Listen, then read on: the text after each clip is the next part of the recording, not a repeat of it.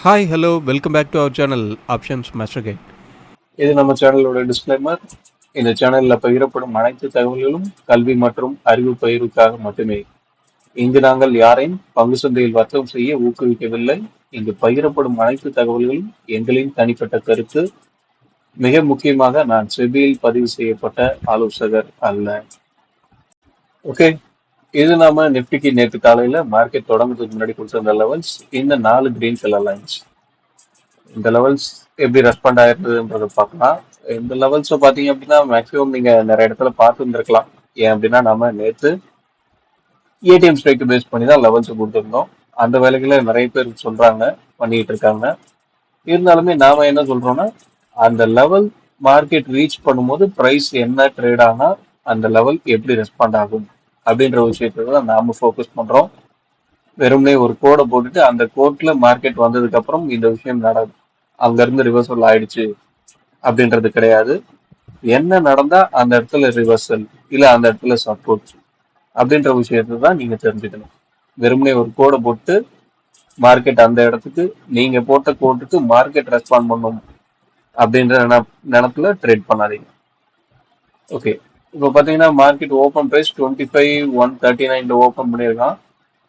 நாம கொடுத்திருந்த R2, அந்த ஏடிஎம் பிரைஸை பேஸ் பண்ணியிருந்த R2வை கிட்டத்தட்ட ஒரு 6 பாயிண்ட்ல மிஸ் பண்ணியிருக்கான் ஓவராலா. மற்றபடி பார்த்தீங்கன்னா ஓப்பன் ப்ரைஸ்ல இருந்து ஒரு ஸ்விங்கு கொடுத்துருக்கான். அதுக்கடுத்து திரும்ப ஓப்பன் ப்ரைஸ்ல ரிஜெக்ட் ஆயிருக்கான்.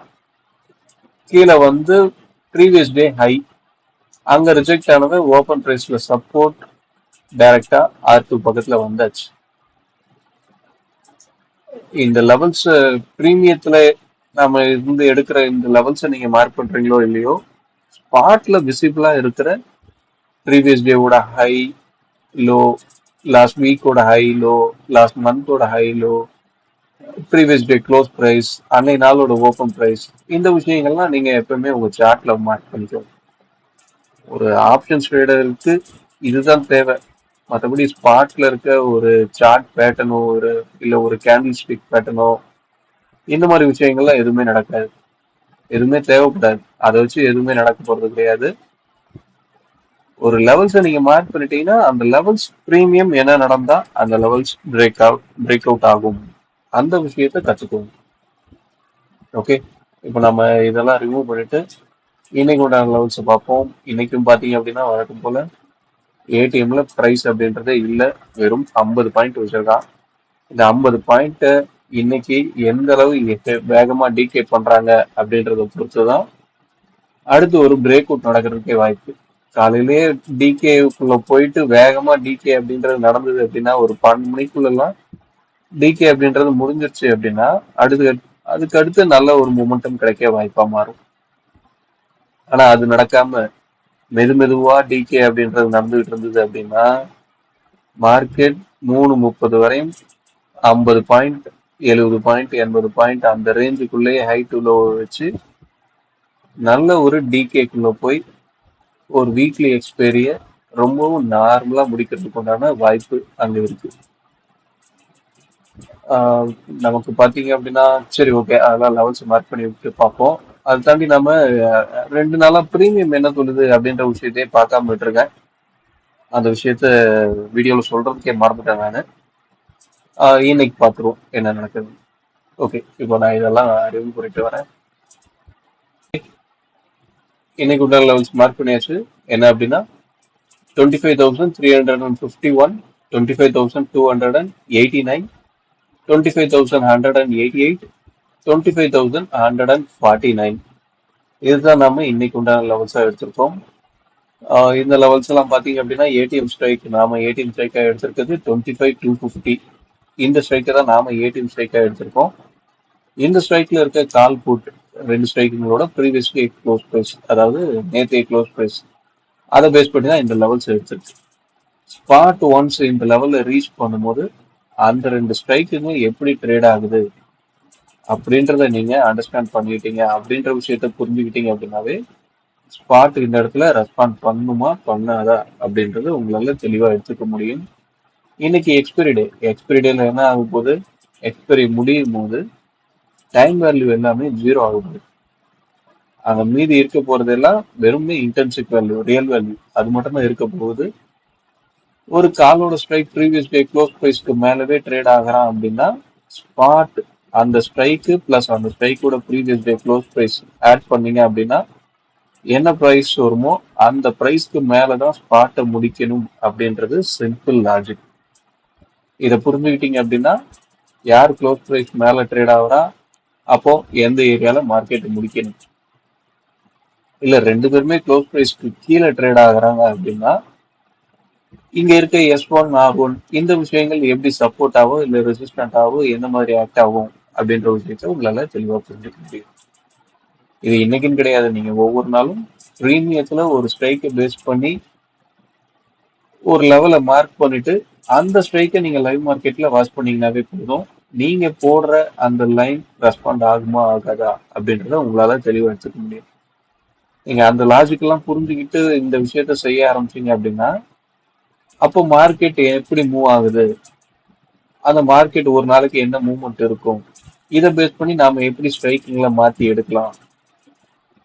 நாம ஒரு பிளைண்டா ஒரு கோடை போடுறதை தாண்டி மார்க்கெட்டுக்கு தக்கன மாதிரி நாம எப்படி ஒரு லைனை மார்க் பண்ணலாம் அப்படின்ற அந்த லாஜிக்லாம் உங்களால தெளிவா புரிஞ்சுக்க முடியும். ப்ராக்டிஸ் தேவை. என்ன உங்களோட நாட்கள் அந்த மார்க்கெட்னா என்ன அப்படின்னு கத்துக்கிற நாட்கள் கொஞ்சம் அதிகமாகும். அதெல்லாம் நீங்க குறைக்கணும் அப்படின்னு நினைச்சீங்கன்னா நம்மளோட கோர்ஸ் எடுத்துக்கலாம். வேணும் அப்படின்றவங்க இந்த வாட்ஸ்அப் நம்பருக்கு கான்டாக்ட் பண்ணி நம்மளோட கோர்ஸோட டீட்டெயில் நீங்க எடுத்துக்கோங்க. அடுத்த பேட்ச்ல நீங்களும் ஜாயின் பண்ணி மார்க்கெட்டை பத்தின தெளிவான விஷயங்களை உங்களால புரிஞ்சுக்கலாம். ஓகே, இதை தாண்டி பிரீமியம் என்ன சொல்லுது அப்படின்னு பாத்தீங்க அப்படின்னா மார்க்கெட்டுக்கு 25,150 நம்மளோட R2 நாம பிடிச்சிருக்க ஸ்ட்ரைக் ஏரியால R2 அப்படின்றதும் அங்கதான் இருக்கு. 150 இந்த ஸ்ட்ரைக்குக்கு மேல நின்று மேல இருக்கிற வரையும் மார்க்கெட் மேல போக தான் பார்க்கும். ஸோ இந்த 150 அப்படின்றது நல்ல ஒரு ஸ்ட்ராங் சப்போர்ட்டா இருக்க வாய்ப்பு. ஒன்ஸ் இதுக்கும் கீழே இருக்குது அப்படின்ற பட்சத்தில் தான் அடுத்த டவுன் சைடுல மூவ்மெண்ட் கிடைக்கிறதுக்கு வாய்ப்பு. இல்லை அப்படின்னா இந்த 150 அப்படின்றது ஸ்ட்ராங் சப்போர்ட்டா மாறிடும். அதுக்கடுத்து அப்சைட் போகணும் அப்படின்னா மார்க்கெட் 250 அந்த ஸ்ட்ரைக்குக்கு மேல நின்று பிரீமியம் சப்போர்ட்டும் கிடைச்சது அப்படின்னா தான் மார்க்கெட் அப்சைட் தொடர்ந்து போக முடியும். இப்போ பாத்தீங்க அப்படின்னா நேற்று நாம ஒரு விஷயம் சொல்லியிருந்தோம். ஏன்னா அப்படின்னா இந்த ஏடிஎம் பிரைஸ் அப்படின்றதே இல்லை அப்படின்ற பட்சத்துல ஒரு பிரேக் அவுட் அப்படின்றது கிடைச்சாலும் திரும்ப அந்த ரேஞ்சுக்குள்ள வந்துடுவான் அப்படின்றது தான் நாம நேற்றே சொல்லியிருந்தோம். இப்போ பாத்தீங்க அப்படின்னா ரேஞ்ச் எக்ஸ்டென்ஷன் அப்படின்றது எங்க கிடைக்கும், ப்ரீவியஸ் லாஸ்ட் வீக்கோட ஹை லோ, ப்ரீவியஸ் டேவோட ஹை லோ இதெல்லாம் பிரேக் பண்ணி ஒரு மொமெண்டம் கிடைச்சாதான் அந்த விஷயம் நடக்கும். இப்போ பாத்தீங்க அப்படின்னா நமக்கு லாஸ்ட் வீக்கோட லோ அப்படின்றது 24,918. நமக்கு பாத்தீங்க அப்படின்னா திங்கட்கிழமையே அந்த ரேஞ்சை பிரேக் அவுட் பண்ணியிருக்கான். பிரேக் அவுட் பண்ணவன் திரும்ப உள்ள வந்துட்டான். உள்ள வந்து இப்போ உள்ளவே தான் சுத்திட்டு இருக்கான். கிட்டத்தட்ட பாத்தீங்க அப்படின்னா இப்போதைக்கு லாஸ்ட் வீக்கோட ஹை பக்கத்துல வந்தாச்சு. லாஸ்ட் வீக்கோட ஹைக்கும் நேற்றைய ஹைக்கும் பாத்தீங்கன்னா ஒரு 20 பாயிண்ட் தான் டிஃபரெண்ட் இருக்கு. இப்போ க்ளோஸ் பிரைஸ்ல இருந்து பெரிய டிஃபரெண்ட் இல்லை, ஒரு 30 பாயிண்ட் தான் இருக்கு. இப்போ நாளைக்கு திரும்ப இந்த ஹையை லாஸ்ட் வீக்கோட ஹையை பிரேக் பண்ணி மேல போய் திரும்ப அந்த ரேஞ்சுக்குள்ளவே திரும்பி வரானா இல்லையா அப்படின்ற விஷயத்தையும் நாம பார்ப்போம். மேக்ஸிமம் இந்த மாதிரி நடக்கிறதுக்கு தான் வாய்ப்பா இருக்கும். அதுக்கடுத்து இன்னைக்கு எக்ஸ்பைரி டே எல்லாம் 0-0 அப்படின்ற விஷயத்த ட்ரை பண்ணுவீங்க. எனக்கு தெரிஞ்சு இன்னைக்கு 0-0 அப்படின்ற விஷயம் மார்க்கெட் தொடங்கின உடனே நடக்கிறதுக்கு உண்டான வாய்ப்புகள் அப்படின்றது அதிகமா இருக்கு. அங்க நடந்தாதான் விண்டு, இல்லை அப்படின்னா ஒரு 12-1 மணி வரையும் பிரீமியம் அப்படின்றது நல்ல டிகே ஆகிடும். மார்க்கெட்டை நகர்த்துறதுக்கு இன்னும் பேலன்ஸ் ஒரு 3 மணி நேரம் 2.5 மணி நேரம் இருக்கு அப்படின்ற பட்சத்துல ஏடிஎம் பிரைஸோட ஆவரேஜ் பிரைஸ் எந்த ஸ்ட்ரைக்கை ஏடிஎம்மா எடுக்கணும் அப்படின்னா கால் புட்டுல எந்த ஸ்ட்ரைக்ல பிரைஸ் டிஃபரன்ஸ் கம்மியா இருக்கோ அதுதான் நமக்கு எப்பவுமே ஏடிஎம் ஸ்ட்ரைக். நீங்க ஸ்பாட்டை எப்பவுமே ட்ரேட் பண்ண போறது கிடையாது. ஸ்பாட்டை இங்க பை செல் பண்ண முடியாது. அப்படின்ற பட்சத்துல ஸ்பாட் இருக்கிற இடத்த ஏடிஎம் ஸ்ட்ரைக்கா எப்பயும் எடுக்கவே எடுக்காதீங்க. பிரீமியத்துல எந்த ஸ்ட்ரைக்ல கம்மி டிஃபரெண்ட் இருக்கோ அதுதான் உங்களுக்கு ஏடிஎம் ஸ்ட்ரைக். அந்த ஸ்ட்ரைக்கோட ஆவரேஜ் பிரைஸ் 10 ரூபாய்க்கு குறைவா வந்துருச்சா அப்படின்றத பாருங்க. கண்டிப்பா மார்க்கெட் முடியறதுக்கு இன்னும் ஒரு 2.5 3 மணி நேரம் இருக்கு. அந்த நேரமே 10 ரூபாயை விட கம்மியா வந்துருச்சு. ஆவரேஜ் பிரைஸ் நாம சொல்றது ஏடிஎம் கூட ஆவரேஜ் பிரைஸ். ஆவரேஜ் பிரைஸ் அப்படின்னா ஆவரேஜ் 10 ரூபாயை விட கம்மியா வரணும்னா ரெண்டு பேருமே 10 ரூபாய்க்கு கம்மியா ட்ரேட் ஆகணும். ரெண்டு பேரையும் ஆட் பண்ணீங்கன்னா 20 ரூபாய்க்கும் கம்மியா இருக்கும். அப்படின்னாதான் அவங்களோட ஆவரேஜ் பிரைஸ் 10 ரூபாய்க்கும் கம்மியாகும். இந்த விஷயம் நடந்துச்சு அப்படின்னா இந்த இடத்துல ஒரு ஹீரோ எடுக்கிறதுக்கு உண்டான வாய்ப்பு அப்படின்றது கிடைக்கும். இந்த விஷயத்த ஃபுல்லா டிகே பண்ணிட்டு நடத்துறானா இல்ல காலையில ஓப்பனிங்ல இப்ப இன்னைக்கு க்ளோஸ் பிரைஸ்ல 50 பாயிண்ட் தான் இருக்கு ஏடிஎம்மோட ஆவரேஜ் பிரைஸ். அந்த 50 பாயிண்ட் அப்படின்றது காலையில ஓப்பனிங்லே டிகே அப்படின்றதுக்குள்ள போகாம இப்போ நாள் நமக்கு மார்க்கெட் 3:30 மணிக்கு முடிஞ்சு மறுநாள் காலையில 9 மணிக்கு தான் ஓப்பன் பண்றாங்க. கிட்டத்தட்ட 15 மணி நேரம். அதுக்கு அடுத்துதான் 15 மணி நேரம் கேப் இருக்குன்னு வச்சுக்கோங்க. 15 மணி நேரத்துக்கு அதிகமா. இந்த கேப்ல நடக்க வேண்டிய டிகே அப்படின்றது நடக்காம அந்த 50 பாயிண்ட் லைவ் மார்க்கெட்ல அப்ரிசியேஷன் மோடுக்குள்ளேயும் போச்சு அப்படின்னா உங்களுக்கு ஹீரோ அப்படின்ற விஷயம் காலையிலேயே நடக்கிறதுக்கு உண்டான வாய்ப்பு இருக்கு. அந்த ஹீரோ அப்படின்றது நடக்கணும் அப்படின்னாவே ஒரு பிரேக் அவுட்டுக்குள்ள மார்க்கெட் போகணும். பிரேக் அவுட்டுக்குள்ள போகணும் அப்படின்னா நமக்கு ப்ரீவியஸ் டேவோட ஹை லோ இந்த விஷயங்கள் ஏதாவது ஒன்று பிரேக் அவுட் ஆகணும். இதுல எது பிரேக் அவுட் ஆகிறதுக்கு வாய்ப்பு அப்படின்றத பாத்துக்கோங்க. இப்போ மார்க்கெட் பாத்தீங்கன்னா 25,219 அங்கதான் முடிஞ்சிருக்கு. ஆனா நமக்கு ஏடிஎம் ஸ்ட்ரைக்கா கிடைச்சிருக்குது 250. சாரி 25,250. அந்த ஸ்ட்ரைக் தான் நமக்கு ஏடிஎம் ஸ்ட்ரைக்காவே கிடைச்சிருக்கு. ஸோ அந்த ஸ்ட்ரைக்ல காலோட பிரைஸ் அதிகமாவே இருந்தது அப்படின்னா மட்டும்தான் மார்க்கெட் அந்த 250 அந்த ஸ்ட்ரைக்கு மேலேயே நிக்க முடியும். அந்த ஸ்ட்ரைக்கு தான் நமக்கு பாத்தீங்க அப்படின்னா லாஸ்ட் வீக்கோட ஹையும் இருக்கு. ஸ்பாட்டோட ஹை 25,255 தான் லாஸ்ட் வீக்கோட ஹையா இருக்கு. அந்த ஏரியாவுக்கு மேலவே மார்க்கெட் நிக்கணும் அப்படின்னா கால் ஆப்ஷன் புட் ஆப்ஷனோட பிரைஸ் எல்டிபியை விட அதிகமாவே ட்ரேட் ஆனா மட்டும்தான் மார்க்கெட்டால அந்த பிரைஸ்க்கு மேல சஸ்டைன் ஆக முடியும்.